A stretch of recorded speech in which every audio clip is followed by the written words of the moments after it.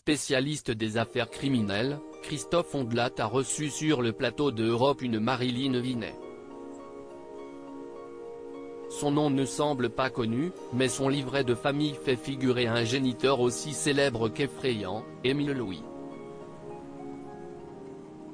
Elle est la fille d'un des plus terribles tueurs en série de France, surnommé le boucher de Lyon, qui a avoué les meurtres de cette femme en 2000, avant de se rétracter. Le journaliste commence son émission consacrée à cet individu en lisant des passages du livre de celle qui a dû vivre avec cet homme, au titre simple et puissant, être la fille d'Émile Louis. Des extraits très difficiles à écouter, notamment quand l'autrice raconte avoir été témoin d'un de ces actes barbares. Elle a alors 11 ans. Pour son épisode sur Émile Louis, Christophe Ondelat a pu obtenir l'interview de celle qui a vécu avec lui, sa fille aînée Marilyn, née de son mariage avec Chantal Delagneau. Ils se sont rencontrés dans leur jeunesse, lui revient d'Indochine, elle est bonne à tout faire comme on dit à l'époque. Tous deux ont vécu une enfance difficile et fondent alors leur propre famille. 4 enfants naissent de leur union, après Marilyn viennent Manoël, Fabrice et Fabien.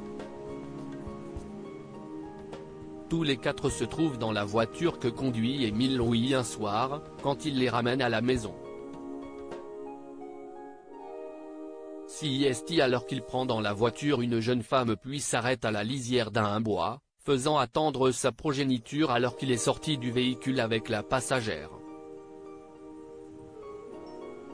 Je les vois qui entrent dans le bois puis je les perds de vue. À l'arrière les 2 petits se mettent à pleurer puis ils s'endorment.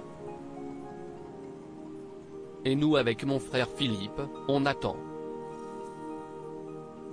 Le temps passe. Je sors de la voiture.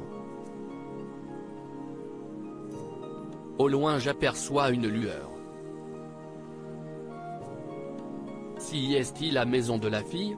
Mais non, ce sont 2 grosses lampes. Je continue de m'approcher et là devant moi se déroule une scène de film d'épouvante. La fille est nue, immobile, attachée les bras en croix. Et Émile tient un couteau. Il plante son couteau dans le corps de la fille et il l'éventre. J'ai dû faire du bruit en marchant. Il m'a entendu et il se retourne, si tu dis un seul mot de ce que tu as vu, je ne fais autant à ta mère. Écrit Marilyn Vinet dans son livre Être la fille d'Émile Louis. Une scène glaçante qui semble impossible. Ensuite, impossible pour Marilyn de se souvenir des moments qui ont suivi, comme si elle avait enfoui ses souvenirs au plus profond. Violée par son père dès l'âge de 5 ans, elle a grandi dans une famille rongée par l'horreur. J'ignore ce qui se serait passé si j'avais parlé plus tôt. J'avais fait le serment de me taire. Il ne fallait pas que ça sorte de la famille, écrit-elle pour essayer de comprendre.